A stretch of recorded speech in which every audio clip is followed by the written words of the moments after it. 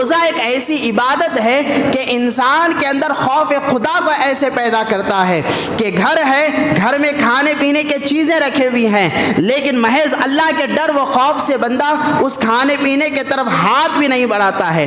گھر ہے، گھر میں ٹی وی اور موبائل بھی رکھا ہوا ہے، لیکن اللہ تبارک و تعالیٰ کے ڈر و خوف کہ میں روزے کے حالت میں ہوں، مجھے یہ کام نہیں کرنا چاہیے، بندے کا نہ ہاتھ بڑھتا ہے نہ بندے کے پیر اس کمرے کے طرف بڑھتے ہیں۔ اسی طرح محترم سامعین، جب بندہ روزے کی حالت میں ہوتی ہے تو نگاہوں سے حفاظت ایسے وہ کر لیتا ہے کہ بھائی میں روزے کی حالت میں ہوں، روزے کی حالت میں کوئی غلط چیز دیکھوں گا اللہ کو کیا جواب دوں گا، اس ڈر و خوف سے وہ آنکھوں سے بھی گناہ کرنے سے بچ جاتا ہے۔ الغرض روزے کا ڈر و خوف بندے پر ایسا طاری ہو جاتا ہے کہ حلال چیزوں سے بھی بچتا ہے اور حرام چیزوں سے بھی بندہ بچنے کی کوشش کرتا ہے کہ بھائی میں روزے میں ہوں، کہ روزے کی حالت میں ایسا کروں تو کیسا اچھا دکھے گا۔ تو روزہ جہاں انسان کو شرعی گناہوں سے بچاتا ہے، وہیں اخلاقی گناہوں سے بھی اس کی حفاظت فرماتا ہے۔ اس لیے اللہ تبارک و تعالیٰ نے روزے کا ذکر کرتے ہوئے آخر میں آیت میں جو اس کے مقصد اور نتیجے کو ذکر فرمایا لعلکم تتقون، کہ تمہارے اندر اللہ تبارک و تعالیٰ کا خوف پیدا کرنا یہی روزے اور رمضان کا مقصد ہے۔ اس لیے علماء کرام بیان فرماتے ہیں رمضان دراصل انسان کی تربیت کا مہینہ ہوتا ہے، کہ یہاں پر انسان کو بھوک کا احساس بھی دلایا جاتا ہے، گناہوں سے بچنا بھی دلایا جاتا ہے، اور نیکیوں پر اللہ تبارک و تعالیٰ جو بونس پہ بونس دیتے جا رہا ہے، اس کے ذریعے سے بندے کو مسجد کے قریب کیا جاتا ہے، قرآن کے قریب کیا جاتا ہے، تسبیح کے دانوں سے قریب کیا جاتا ہے۔ تو یہ رمضان کا مہینہ کل ملا کر بندے کی تربیت کے لیے اللہ تبارک و تعالیٰ نے بندوں کو عطا فرمایا ہے کہ کم عمر کم وقت اس میں بہت سارا انعام، بہت ساری نیکیاں بندہ کما جاتا ہے۔ تو اللہ تبارک و تعالیٰ کے پیارے نبی صلی اللہ علیہ وسلم نے اسی جانب ہماری توجہ دلاتے ہوئے فرمایا کہ رمضان کے مہینے کی اہمیت کو اگر تم سمجھ جاؤ گے کہ رمضان ہے کیا چیز، اس کی حقیقت کیا ہے، اگر تمہیں معلوم ہو جاؤ تو تم اللہ تبارک و تعالیٰ سے دعا کرو گے مولا سال با سال ہمیں رمضان عطا فرما، اور ہر سال ہر گھڑی ہمیں رمضان جیسی عطا فرما۔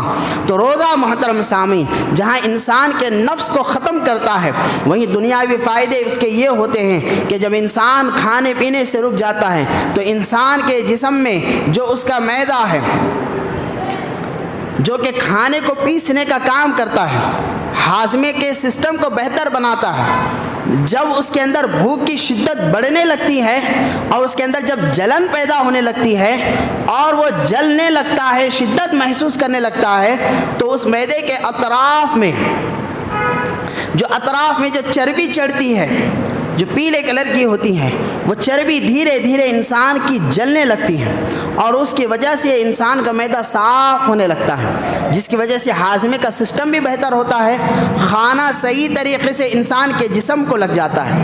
آپ جانتے ہیں کہ ہمارے جسم کو خون کی اکثر ضرورت ہوتی ہے، بلکہ ہمارا جسم ٹکائی ہے خون کے اوپر، لیکن یہ خون بنتا ہے کیسے؟ یہ خون بنتا ہے اچھا کھانا کھانے سے، اور صرف اچھا کھانا کمال کی بات نہیں ہے، بلکہ اچھا کھانے کے بعد وہ کھانا ہضم بھی ہو جانا یہ بڑے کمال کی بات ہے۔ کھا تو بہت سے لوگ جاتے ہیں لیکن ہاضمہ کبھی صحیح نہیں ہوتا ہے، تو وہ جسم کو صحیح طریقے سے کھانے کی قوت اور توانائی نہیں ملتی ہے، جس کی وجہ سے خون نہیں بنتا ہے۔ خون کی کمی کی وجہ سے کئی ایک بیماریوں کا جنم ہمارے جسم میں ہونے لگتا ہے، پھر انسان دھیرے دھیرے کمزور ہونے لگتا ہے۔ تو روزہ جہاں انسان مسلسل بھوکا پیاسا رہتا ہے تو اس کے جسم میں جو جلن پیدا ہوتی ہے، جو جلتے جلتے جلتے اس کے ہاضمے کے سسٹم کو بہتر بنا دیتی ہے۔ اس لیے اللہ کے نبی صلی اللہ علیہ وسلم ارشاد فرماتے ہیں کہ روزے کے جہاں ان گنت فضائل ہے، اللہ کے نبی فرماتے ہیں روزہ رکھو تو روزہ تمہیں صحت مند بھی بنا دے گا۔ تو روزہ یہ صحت مند بننے کا سب سے بہترین ذریعہ ہے۔ ایک طبیب تھا، یمن سے مدینہ منورہ کو آیا، کئی ایک زمانہ سے وہ مدینے کو آیا جایا کرتا تھا، لیکن جب حضور صلی اللہ علیہ وسلم کی ہجرت ہوئی تو وہ مدینہ آیا۔ چونکہ مدینہ آپ علیہ الصلوۃ والسلام کی تشریف آوری سے پہلے وہاں پر ہر پیدا ہونے والا بچہ بھی بیمار ہو کر پیدا ہوتا، اس کو یثرب کہا جاتا تھا، یعنی بیماریوں کا گڑھ۔ تو وہاں پر بیماریاں بہت زیادہ تھیں۔ اب آپ جانتے ہیں جب بیماریوں کا موسم آئے گا تو ڈاکٹروں کی تو چاندی ہو جائے گی، لہذا وہ ڈاکٹر ہر زمانہ وہاں پر آیا کرتا۔ جب حضور صلی اللہ علیہ وسلم تشریف لاتے ہیں تو وہ اپنا پورا سیٹ اپ لگا کے بیٹھ جاتا ہے۔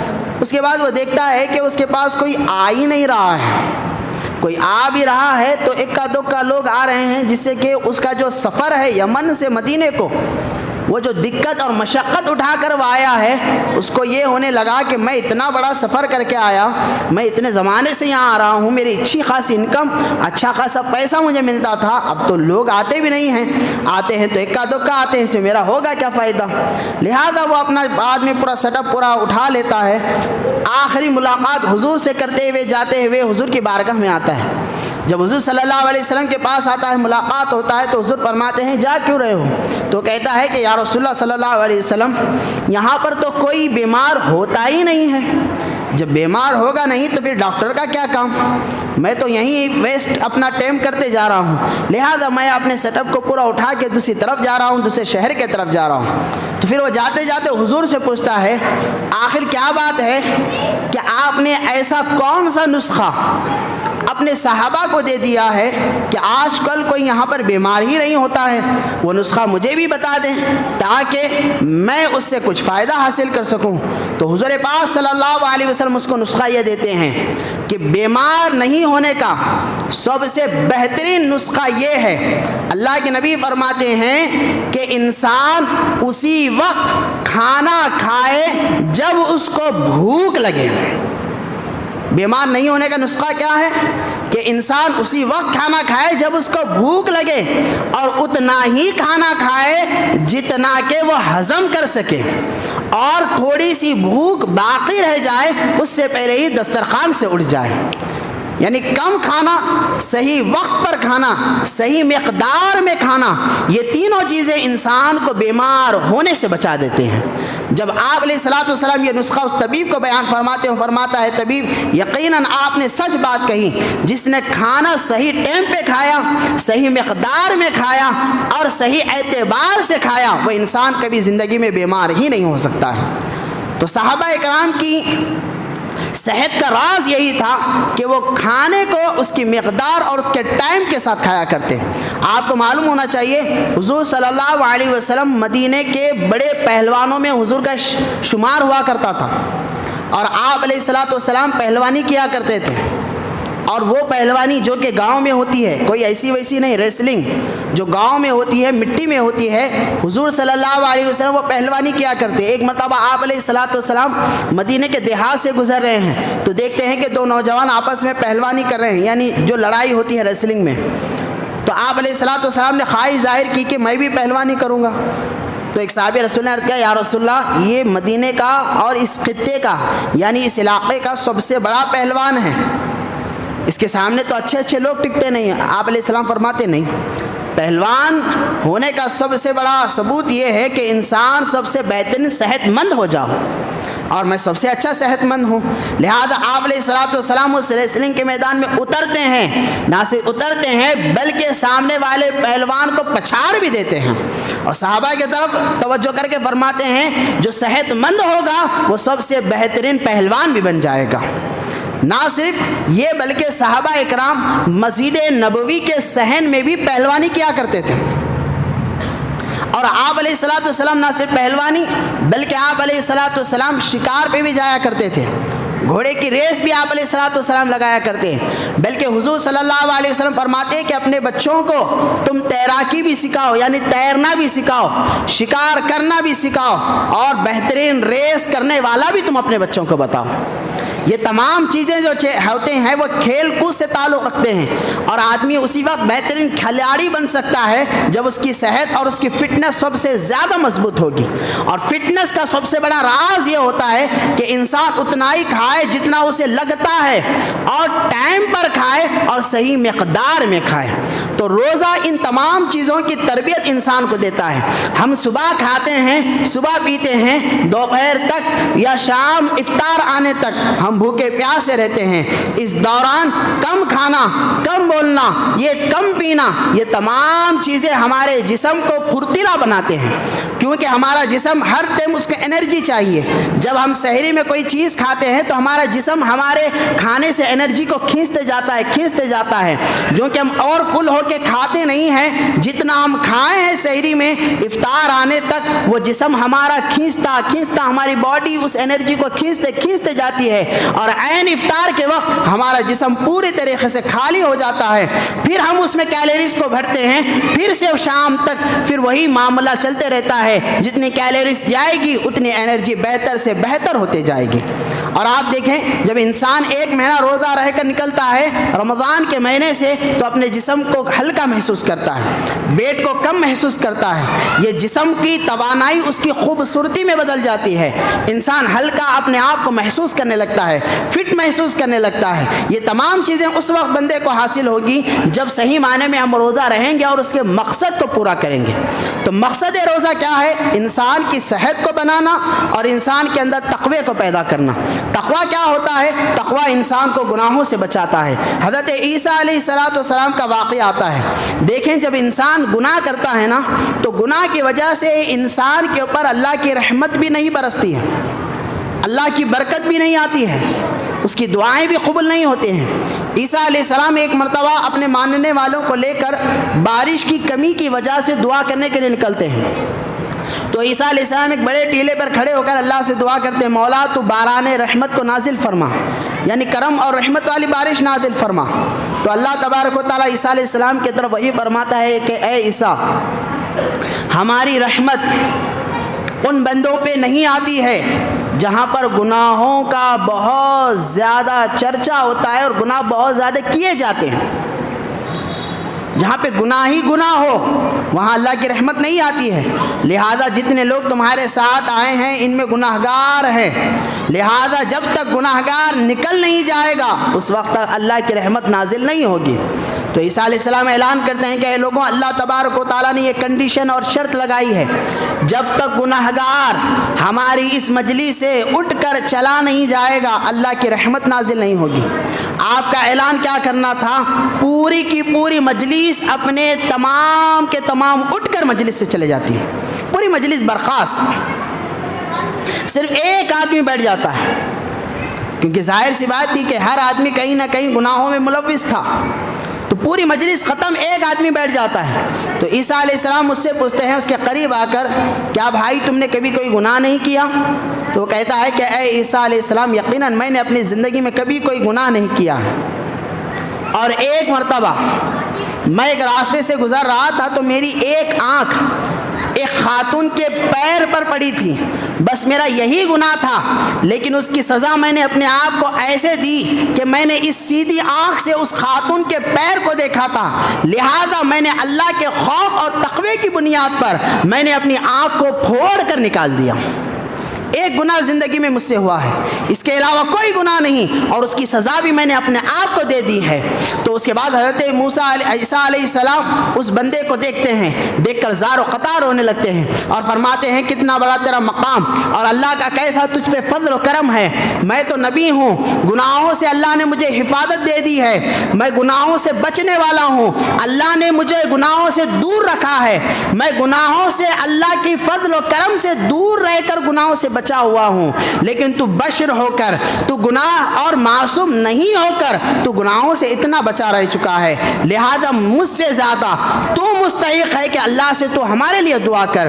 تو حضرت عیسیٰ علیہ السلام اسے آگے بڑھاتے ہیں, وہ آگے بڑھتا ہے, دعا کرتا ہے, اے اللہ ہم تیری مخلوق ہے, تو جانتا تھا ہمیں پیدا کرنے سے پہلے ہم کیا گناہ کریں گے, اس کے باوجود تو نے ہمیں پیدا کیا ہے, جب تو نے پیدا کیا ہے تو رزق کی ذمہ داری بھی تیری ہے.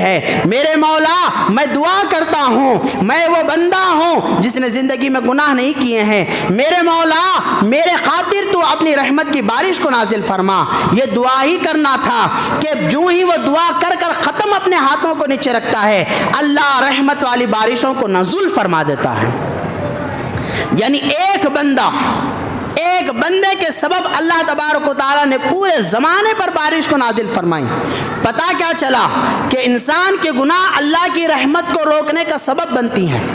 انسان کے گناہ اللہ میں کے خیر و برکت کو گھر میں آنے سے روکنے کا سبب بنتی ہیں۔ انسان کے گناہ انسان کے دعاؤں کے قبول ہونے کے بیچ میں رکاوٹ بن جاتی ہیں، لیکن وہی بندہ جب صدق دل سے توبہ وہ کر اللہ کی بارگاہ میں دعا کرتا ہے، اللہ تبارک و تعالی ہزاروں کی دعاؤں کے بدلے نہیں، ایک کے دعا کے بدلے میں ہزاروں کے پار بیڑا کر دیتا ہے۔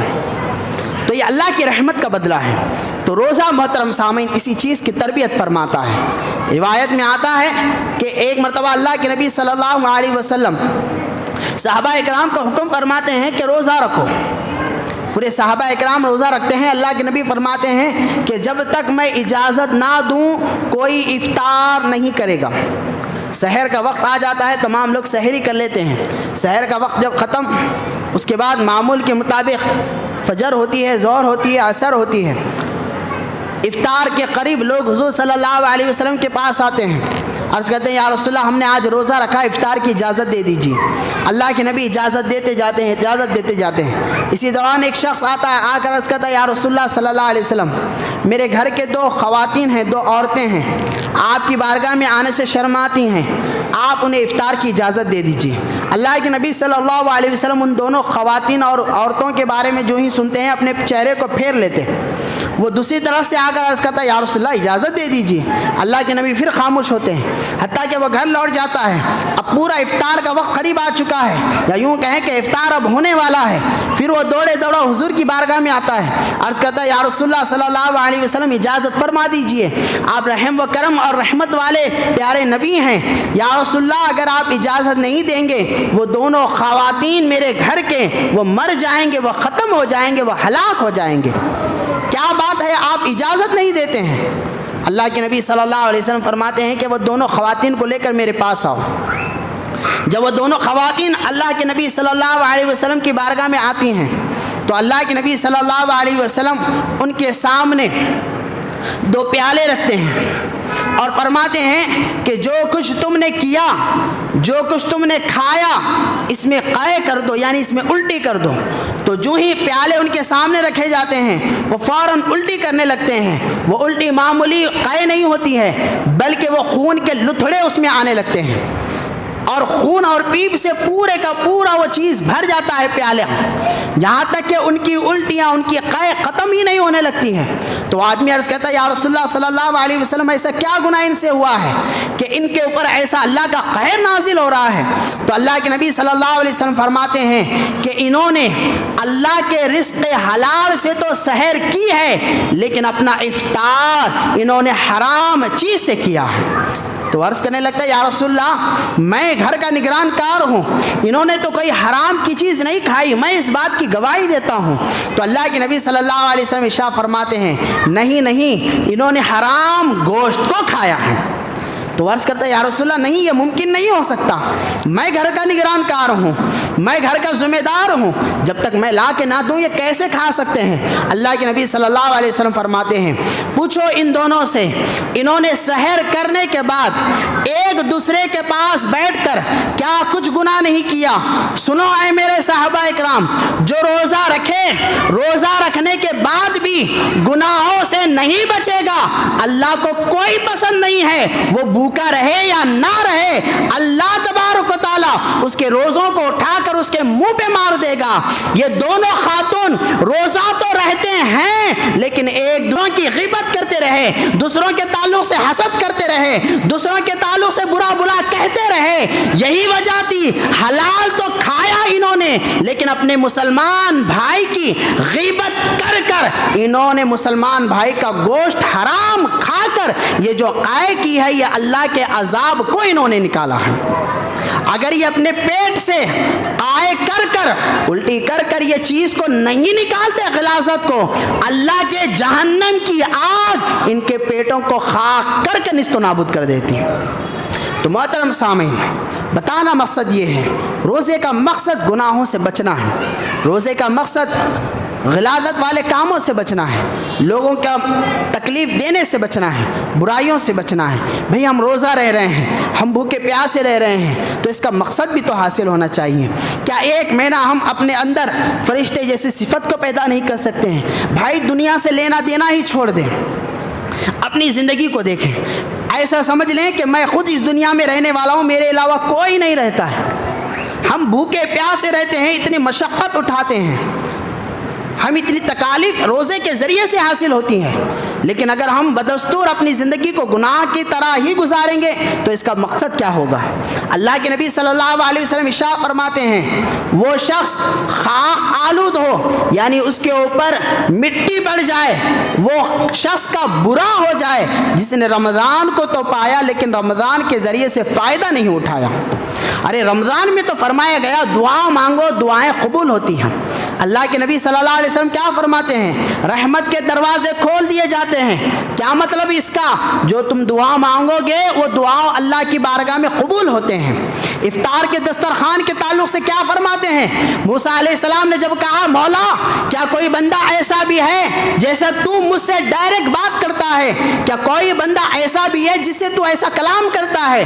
اللہ تبارک و تعالیٰ نے فرمایا اے موسیٰ آپ سن لیجئے، میرے آخری نبی کی آخری امت آنے والی ہے، رمضان کا مہینہ میں انہیں دوں گا، اور افطار کے وقت جب وہ بیٹھ کر میری بارگاہ میں ہاتھ اٹھا کر دعا مانگیں گے، اے موسیٰ جب میں تم سے بات کرتا ہوں 70,000 پردے تیرے اور میرے درمیان میں ہوتے ہیں، لیکن افطار کے وقت جب کوئی مجھ سے دعا کرے گا میں ان 70,000 پردوں کو بھی درمیان سے ہٹا دوں گا۔ اگر اس کا جسم غلیظ نہ ہوتا، بشری انسان میں وہ نہ ہوتا، عین افطار کے وقت میں اسے اپنا دیدار بھی کروا دیتا۔ لیکن اے موسیٰ سن لیجئے، جو افطار کے وقت مجھ سے دعائیں مانگے گا، روزہ رہ کر مجھ سے اپنی قربت مانگے گا، جب وہ جنت میں آئے گا جنت بھی دوں گا، اپنا دیدار بھی اسے کراؤں گا۔ اللہ کے نبی کیا فرماتے ہیں؟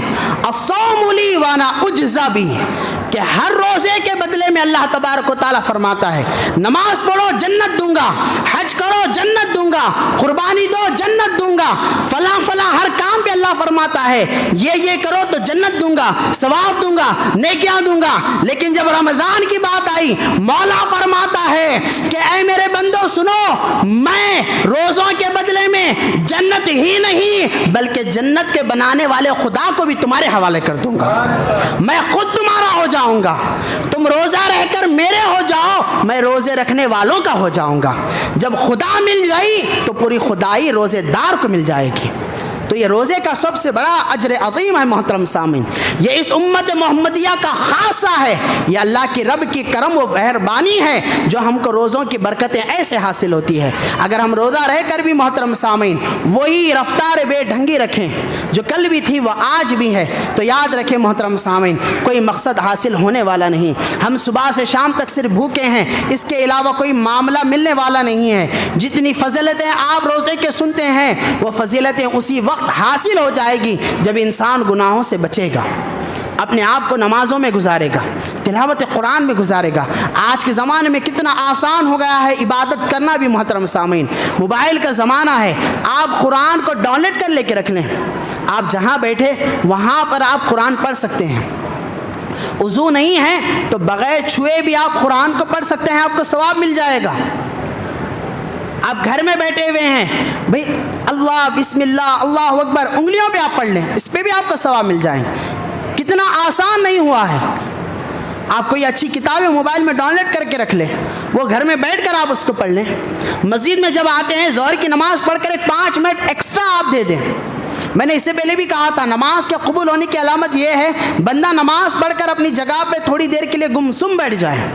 ارے نماز پڑھنے ہزاروں آتے ہیں، اس کے بعد چلے بھی جاتے ہیں، لیکن مولا کی نظر اس پہ ہوتی ہے جو نماز پڑھ کر اپنی جگہ پر اپنی فریاد لے کر خدا کی بارگاہ میں دعا کرتا ہے۔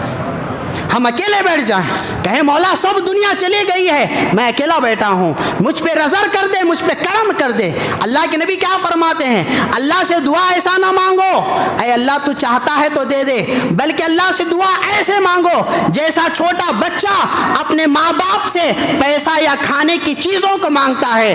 تیرے کو ہی دینا ہے، تو ہی دے گا تو میں لے کر جاؤں گا، تو ہی معاف کرنے والا ہے، تیرے علاوہ کوئی در ہے جہاں میں جا کر مانگ سکوں۔ اللہ کے نبی فرماتے ہیں رونے میں درد رکھو اور آنسو بہا کر مانگو، ایک قطرہ بھی اگر آنسو کا گر جاتا ہے اللہ تبارک و تعالی جہنم کی آگ تم پہ حرام فرما دے گا۔ بتائیے کتنے فضائل نہیں اللہ تبارک و تعالی دے رہا ہے، کتنی نوازشیں ہم پر نہیں کر رہا ہے۔ یہ تمام ہم لوگوں کے لیے ہے، لیکن ہمارے اندر فکر بھی ہونی چاہیے، فکر کا مادہ جاگنا چاہیے، احساس ہمیں ہونا چاہیے۔ یاد رکھیں محترم سامعین، آج ہیں کل کا بھروسہ نہیں ہے۔ آج رمضان ملا ہے، آنے والا رمضان ملے یا نہ ملا نہ معلوم۔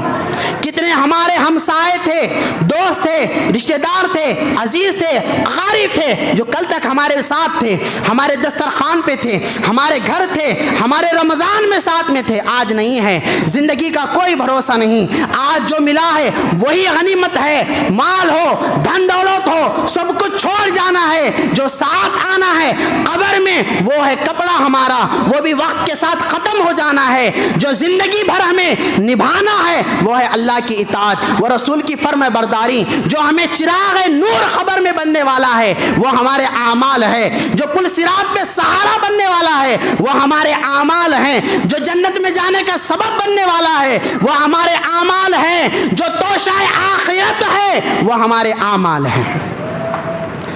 گناہ میں تو زندگی گزر رہی ہے، رمضان کا ایک مہینہ غنیمت جانے، اس وقت کو غنیمت جانے۔ میں یہ نہیں کہہ رہا ہوں کہ آپ کوئی وزن اٹھا کر سر پہ چڑھیں، قرآن کو بیٹھک پہ پوری ختم کریں، کم از کم کوشش کریں روزانہ قرآن پڑھنے کی عادت بنا لیں، نوافل کو پڑھنے کی عادت بنا لیں، وقت کے پابند نہ ہو جائیں، بلکہ جتنا آپ سے ہو سکے اتنا پڑھیں۔ آپ مسجد میں بیٹھے ہوئے نیت کر لیں بھائی، نویت سنت الاعتکاف، آپ یہ نیت کریں گے جتنا وقت مسجد میں آپ بیٹھے ہیں وہ تمام نیکیوں میں آپ کے شامل ہو جائیں گا۔ نیکی مطلب بہت معمولی چیز سمجھے ہیں، قیامت جب آئے گی تو ایک ایک نیکی کو جب بندہ ترسے گا جب اندازہ ہوگا کہ نیکی کیا ہے، اس کے ثواب کی اہمیت کیا ہے۔